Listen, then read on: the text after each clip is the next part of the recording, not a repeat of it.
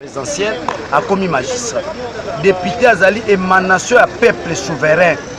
Magistrat qui kobangi sa député te. Likamuna mama bolo ba ya fragrance wana ezali likambo ya lokuta.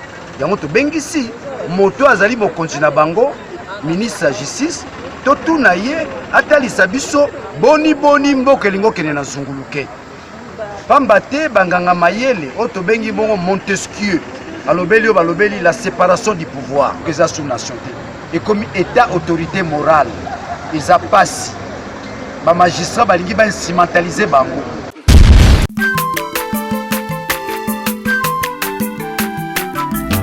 Azamwana motote po akosangai abongwa ni pete po awangata Nzambe ya le Nazarien le Nazarien le Nazarien le Nazarien bana kitoko kuma mukundima atako babakola ki mafuta na musakolima lelo ya yobolingo bateli le Nazarien lipamboli oyo mbona na katempeni mama kandelobi koleke mapapu masope mafuta tokokesikana longo na Nzambe oyo babenga na makomi Jésus. C'est la constitution. Président pe moya ke ne musika ezali sous-soutien. Donc ba continuer siko komela moi mai basala moi français ndenge nini ba libérer. Mais procureur abeti boro moko na suka. Boro wana abeti na suka lobi nini ono article ngo na alinéa ya suka. Elobi ke poursuite et le kaka délai à session te. Nzoka nde biso totikali kaka à peu près na ba 20 jours. Ba 17 jours pour tokende vacances. Donc en d'autres termes procureur alingalo bake soki toke session par toke congé vacances parlementaires bakobenga mwana mai. Yakana no totala papier ngona no ndenge bo komaki wana. Donc na minute ne tozabu tozokende mais il faut tobenga ne mwana mai mususu wana tumba to solola kaka na ndenge akimia ke mwana mai benda papier tika makambo. Soki te alors, on aura une spéculation, mon côté, en spéculation, et dans les réseaux sociaux, balobi que Cour de cassation a rejeté demande et arrêt à poursuite. Le Lobano est allé par rapport à T. Par contre, rejeté T. Tout ça, on a une notion de séparation du pouvoir. Constitution ou EPC, ba magistrat, ndingisa ya kozala pouvoir judiciaire. Ndé constitution na EPC ça va député. Pouvoir législatif, c'est-à-dire qu'on a une immunité. Immunité, là, c'est intouchable, monsieur, mademoiselle. Immunité, ça va bien vous avoir immunité, c'est-à-dire même malade de gozoyoté. Même malade de gozoyoté. Quel est la minganga? Tu as une immunité relaxinine, c'est-à-dire que tu as vacciné à cause de la maladie. Immunité parlementaire relaxinine. Député a exempté, même un peu à foutre. Azana ba droit. C'est pas en vain. Yango na ebisa kabino ke avant bon dima mutaza la députée botala soka za na bindingisa soki mutu nezo sala normal parce que na zo le kana boy général colonel major tout le monde doit m'obéir doit me respecter. Pourquoi pas respecter imbécile, c'est-à-dire pose la députée pose la na mutu evanda bino ba pandisa ngo moyena mbongo même mutaza liboma au salisa ngo na ye akomi député finalement qui député aussi la valeur pour bato musu ba lekani na ki député ako azo mériter même pas sali ya soda. On aura des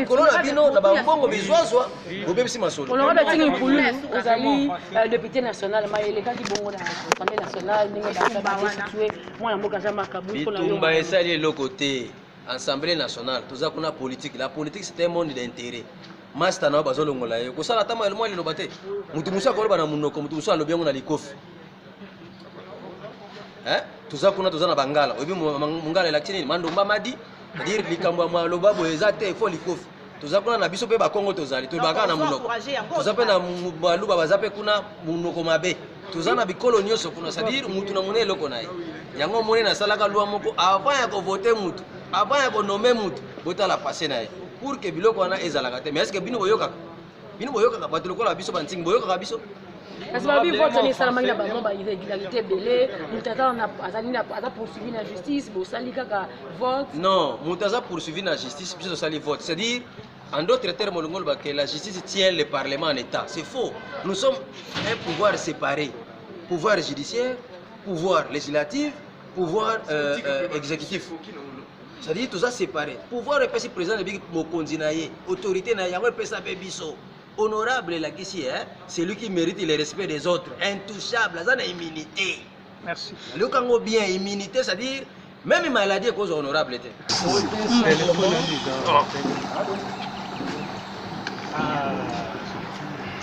Réceptionner la demande de suspension de poursuite et de la détention introduite par l'Assemblée nationale. La Cour, après avoir trouvé donc dans son dossier cette demande de l'Assemblée nationale, s'est retirée pour aller en délibéré. Le délibéré a pris plus de 2 heures, 3 heures même. La Cour est rentrée, vient de constater que la demande de l'Assemblée nationale est conforme à la Constitution. La Cour a donné acte à la poursuite et de la détention que subit notre client, l'honorable Jean-Jacques Mamba. Vous avez parlé de la suspension. Mais à quel moment elle reprendra? À la fin de la session en cours, la session parlementaire. Donc il n'est pas encore sorti de la Il n'est pas quitté. Il n'est pas encore libre. Ne parlons pas d'acquittement puisqu'on n'a pas encore examiné le fond de la cause. Ce que l'Assemblée a demandé, c'est que la Cour suspende les poursuites ainsi que la détention, puisque le député poursuivi est en détention. C'est ça. Et donc dès ce soir, il quitte la résidence. Tout de suite, à la seconde où le là derrière de la Cour a prononcé son arrêt, notre client est libre. Okay. On peut avoir un Lingala, un petit résumé à Lingala, c'est possible. Voilà. Assemblée nationale, s'il y a motion, résolution plutôt, pour le député Basalaki, a tenu mon résolution wana la Cour de cassation. La audience de la Cour de cassation a tali résolution a moni que ezali conforme à la Constitution. Constitution na biso elobi nini? Constitution elobi soki parquet akangi député ezala député national et tout ce que vous voulez, sénateur, tango chambre eza kosaisir lokola lelo eza na kati ya session, chambre oyo bakangaki moto na ye ezala sénat ezala assemblée nationale, aza na droit ya kosenga na bamagistrat ya cour de cassation mpo basuspendre bapoursuite na détention wana balongolana yango cour de cassation awuti kosala na limite oyo. Donc honorable Jean-Jacques Mamba azali libre, azongi ndako tout de suite parce que personne n'est au-dessus de la loi, personne n'est au-dessus de la Constitution.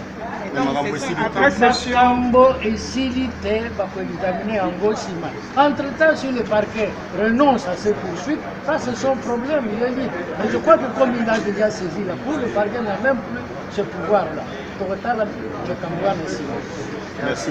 Voilà, merci.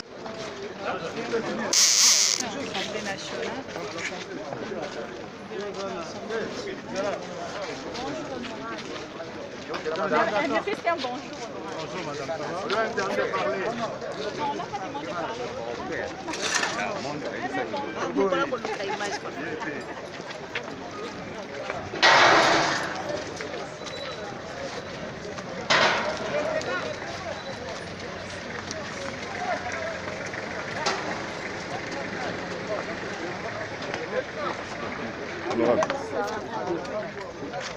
Honorable. Sa femme est là.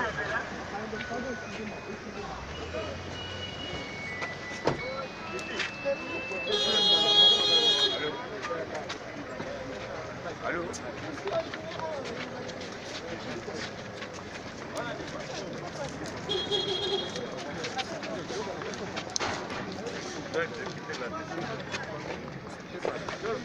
C'est bon, honorable.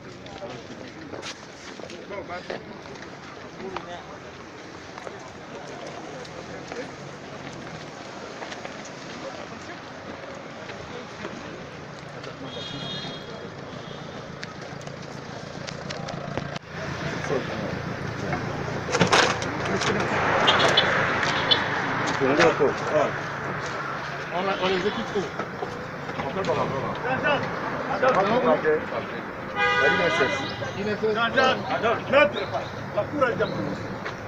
La Cour a déjà prononcé, l'arrêt est exécutoire immédiatement. S'il vous plaît, venez, s'il vous plaît.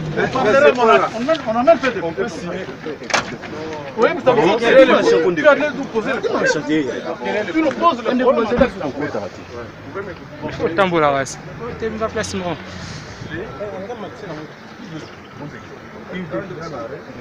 Mais c'est ici.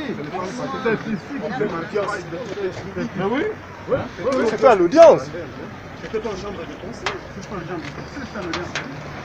On exécute que lorsqu'on a rendu en chambre du conseil, mais en audience publique.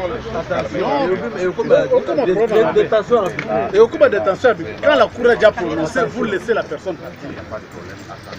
À ça, on va primer.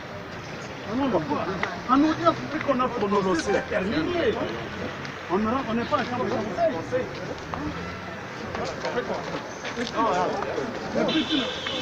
Et puis on ne dit même pas.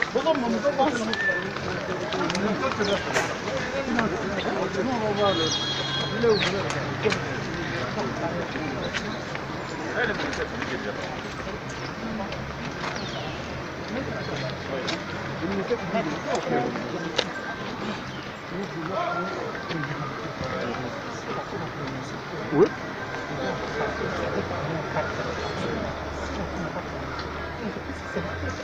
Oui.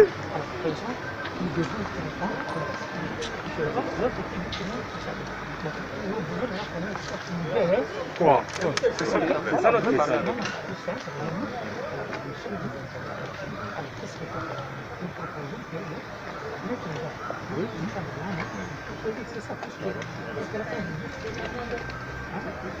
L'arrêt prononcé en présence du ministère public. Exécutoire. En présence du ministère public. Je ne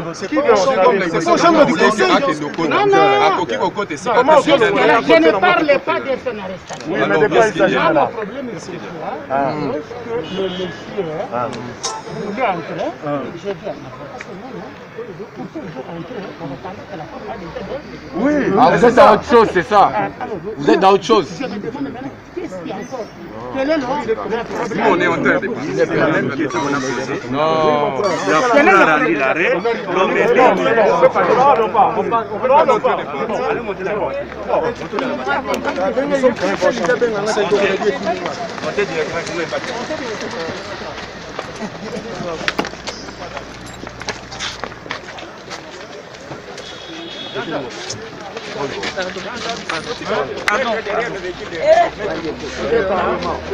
Bloqué ne stationnez pas. Jean-Jacques. Ne stationnez pas juste pour parler du peuple. L'autre, je suis derrière.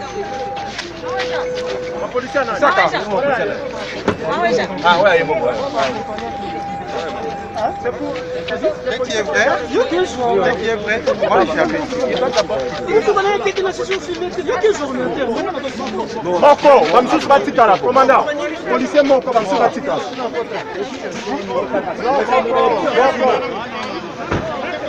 Policier porte la moto Ramsus. Policier porte la moto Ramsus. Policier porte la moto Ramsus. Il est libre. Il porte la moto Ramsus.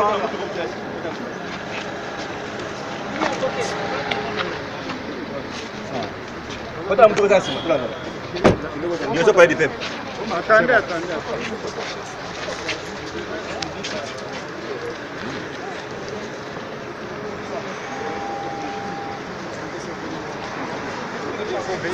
immédiate. Et le parquet avait... La décision est rendue. Et le parquet...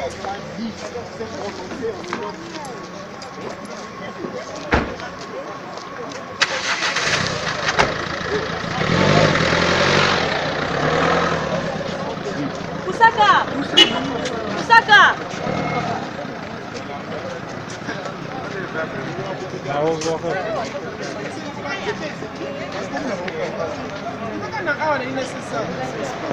Le juge congolais commence petit à petit à prendre sa responsabilité comme juge de fond. Et on s'est dit, dans la ligne où vont les choses, si les juges adoptent la même attitude, on aura ensemble, avec l'action du juge et l'action citoyenne, à construire un état de droit constitutionnel. À ce jour, on peut considérer l'affaire close. Non, mais l'affaire n'est pas encore totalement close à partir du moment où il s'agit des suspensions des poursuites. En fait, c'est une mesure provisoire qui a une durée minimale. Sa durée ne peut pas dépasser la durée de la session. Et après la session, nous sommes en train d'affûter les armes pour voir comment rebondir dans ces procès. Mais l'espoir est là parce que le dossier, au fond, est vide. Il n'y a pas d'éléments qui peuvent attester à suffisance qu'il y a faux en écriture. Il n'y a pas non plus d'éléments qui peuvent attester à suffisance qu'il y a eu flagrance. Parce que pour qu'il y ait flagrance en droit positif congolais, dans le cas d'un parlementaire, il faut qu'il y ait 3 éléments en fait. La possibilité d'une commission instantanée d'une infraction, ou d'une commission d'une infraction qui vient de se commettre, ou lorsqu'une personne est poursuivie par la clameur publique, ou lorsqu'elle est porteuse des effets, des matériels, des papiers, d'armes qui attestent à suffisance que la personne a été auteur, co-auteur de la commission d'une infraction et pourvu que cela se passe ou se cristallise dans un temps voisin de la commission d'infraction. Donc, en l'occurrence, il n'y a pas eu flagrance, il n'y a pas eu faux en écriture parce que le faux en écriture, après analyse de l'Assemblée nationale en comité des sages, nous nous sommes réalisés qu'il n'en était rien et que Biana Toumba n'a avancé que des allégations sans que celles-ci ne soient soutenues par des éléments. Alors, honorable, après la suspension de cette audience, nous avons remarqué une petite manœuvre. Comment interprétez-vous cette manœuvre? Non, il n'y a pas de manœuvre ici. Les choses sont claires et la clarté est tellement limpide et indiscutable. De sorte que l'arrêt de la Cour a dit pour droit que Jean-Jacques Mamba était d'office relaxé et que le poursuite était suspendu et en même temps la détention l'était aussi. Donc c'est conformément à l'article 73 de la loi organique relative à la procédure devant la Cour de cassation et conformément à l'article 101 de notre règlement intérieur. Donc c'est une forme de bémol au principe de la séparation de pouvoir. Ce n'est pas une invention jurisprudentielle. Le juge n'a fait que la lecture du texte, il a appliqué le texte et le ministère public ne l'a pas contredit effectivement à son réquisitoire. Le ministère public a corroboré la démarche du juge de sorte qu'il n'y a pas eu contradiction et le juge a accédé à notre demande. Et si jamais l'honorable bien a retiré sa plainte? Non, mais le retrait de la plainte est inopérant en droit positif congolais. Il peut ne pas retirer parce que dans le cas d'espèce, c'est depuis lui la partie poursuivante. C'est le ministère public qui est la partie principale au procès. Mais le ministère public a été mis en déroute. Vous l'avez observé. Et donc, il y a plus d'espoir dans l'avenir que de déception. Donc, le procès... Atanya ukondoko namona yo nachayo na mwamba na minito na kata pena katikata saka fufu. Oui, alors est-ce que tu bonjour. Boni. Et le côté et puis qu'il y a mon bureau à travailler tes micros. Donc dès aux ans on a eu galère na niveau 0. Tout ça là boy. Ngai naza na mbongo vraiment mingi te. Mais nazo tchela bino moi mukio naza nango na agence moko boy Nazareta. C'est du sérieux. Oh. Maman, comment est bon donc yo pesa au fouti mbongo pour na partir à poto biso to ya to jubilo. Na bengi ya Scotty. Agence moi ifungami comme na Nazareta. Na kufie. Agence lisusu. Ndeke sansu mulongo kuna. Pour cela susu. Kuna eza mamba mulongo te. Ye si afuti mbongo kuna partir à poto biso tozo ke ko récupérer biloko oli. Ah tika boyeko. Yeso mona makamba bongo na monte. Bat papa si mbongo kuna biloko ke récupérer biloko oli na agence. Ezalaka. Mais yango bandi. Maman. Deki nanga yebisi ngai mena ndimite. Na lingi na mona ki mona mbeso. Poli kamba boye. Na monde na ne salamate. Maman yebisa ngai. Papa si mbongo kuna biso to récupérer biloko oli awa. Ya solo boutique Nazareta ezali boutique ou ezali ya distribution ya produits alimentaires. Tosali po tosunga bandeko oyo même ba oyo baza na peu de ressources comme la boyete bandeko on baza à niveau à Kinshasa même avec un petit rien. Donc à partir à $10, $15. Donc si on a un bon côté, nous devons nous apporter au sungayo à ozuga biloko kolia. Eh maman Nazareth Tanzamba Pambola ya bakse mikole belé awa na sena mokili. Et bon awa tozawa poto yeba adresse awa. La boutique Nazareth a été ici à Kubungate, Toza sur avenue Monkoto numéro 1, direction Elengesa. Face à face na église catholique Saint-Vincent. Ah, direction Elengesa, Monkoto numéro 1, à face à l'église catholique Saint-Vincent. Ah, Saint-Vincent, d'accord. Bon numéro de téléphone, vous avez monté déjà, vous avez on a 3 numéros pour Paris, vous avez un numéro pour la Suisse, vous avez un numéro pour la Suède. Ah non, non, non, non, non, non. Nazareth, nous allons la Congo ici. Julia, nous allons kangisa kia foufou. Eh, ya modé, yo bandika na foufou. Oui, pour la Nazareth, tu as un système en bimbi, dans Bongo Shingom. Bon, ok. Vous allez sérieux. Ça qui dit sérieux. Les anciens a commis magistrat. Député Azali émanation à peuple souverain. Magistrat qui kobangi sa député te. Likamuna mama bolo ba ya fragrance soane za likambo ya lokuta. Yango to bengisi moto Azali mokonzi na bango ministre de justice totu na ye atalisa biso boni mboka elingo kene na zunguluke. Pamba te banganga mayele oto bengi bongo Montesquieu balobeli yo balobeli la séparation du pouvoir. Biso na bango bokesani ezali. Bongo esika balingi bamemela likambo ba politiser appareil judiciaire. C'est la politisation. Bongo biso bato opposition oto bianga mitango nyonso ko beta mbela na boni bako kamba mboka. Boni régime eko mema biso na libulu, toko mema biso na esengo. Toko mema biso na esika ko tonga mboka. Bosimba likambo. Bae batonga mboko oyo to bengi ba père fondateur ya Congo, bazalaka na bena likanisi yoko ko kombisa mboka o nation. Bongo lelo maye to komi komona mboka eza sous nation te. Et comme état autorité morale, ils a passé. Ba magistrat balingi ba instrumentaliser bango. To kebisi bango. Non to kebisi bango malamu te. Yango to sengi bongo projet de loi gouvernement ya la biso yango na mwa makambo mike to limbola malamu likambo babengi fragrance. Ezala te likambo bakangi mutu fragrance te. Ezali mayele mabe, mayela kindoki, mayela nyamu, mayela kimjibi. Tuboyi mayele wana. Alors, pardon honorable, balobi ete bako poursuivre après session parlementaire.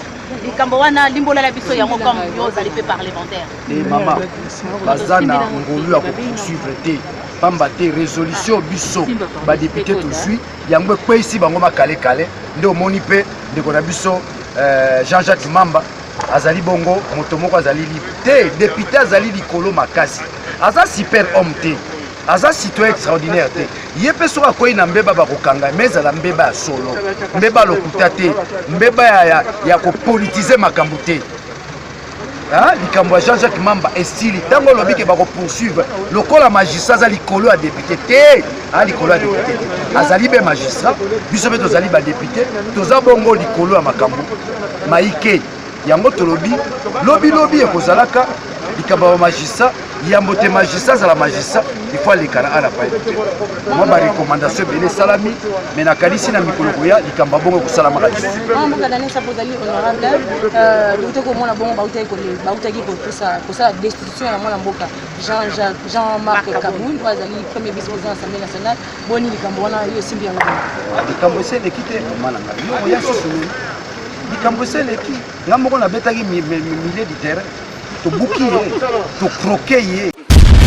Shalom peuple de Dieu, que la paix de notre Seigneur Jésus nous comble, parce que tous nous avons besoin de la bénédiction de l'Éternel. C'est la sœur Tiffany Mokoa, la princesse de l'Éternel, la présidente du Parlement céleste, députée Kwanabanda Kunabino. En tout cas, la Bible nous dit, vous connaîtrez la vérité et la vérité vous affranchira. nouvelle ezakaka to peut communiquer information c'est que les Nazaréens ont un souci moké, vraiment souci moko technique. Voilà pourquoi nous vous supplions, nous vous demandons s'il vous plaît d'ailleurs que vous acceptera biso na banda kuna bino ka lolenge tozali. Vraiment to senga na bino na bolinga nkolo bayo bolinga ka kolanda mingi les Nazaréens. Vraiment bosunga biso bo s'abonner dans les Nazaréens News. Donc neka ke komami wana les Nazaréens News parce que les Nazaréens oyo ya Kinshasa ne oboye baki liboso ezu un petit problème technique.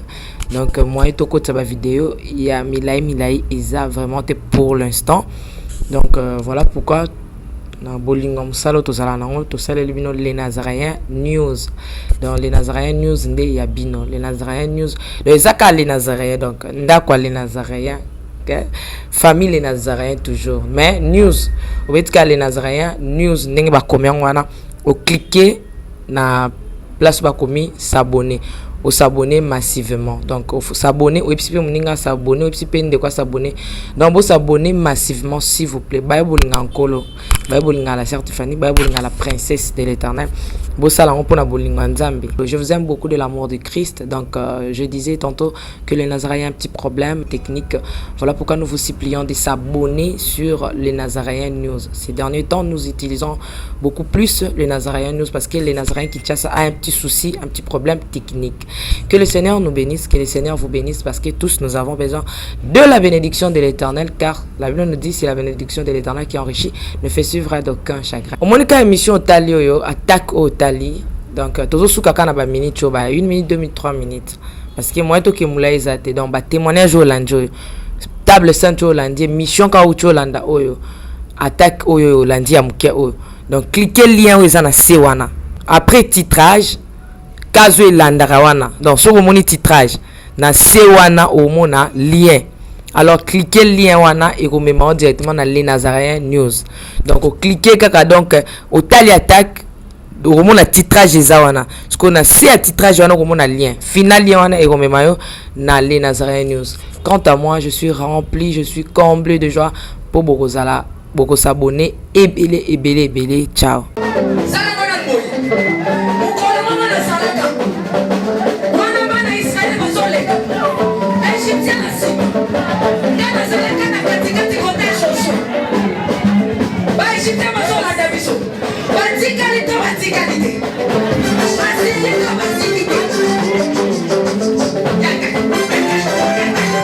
Loba Satan azana ba problème. Oh asimbi kisi. Asimbi kisi. Yali kambwa kisi te yobe ke no luka kisi na osala nini? O simba. Biso tozo yemba.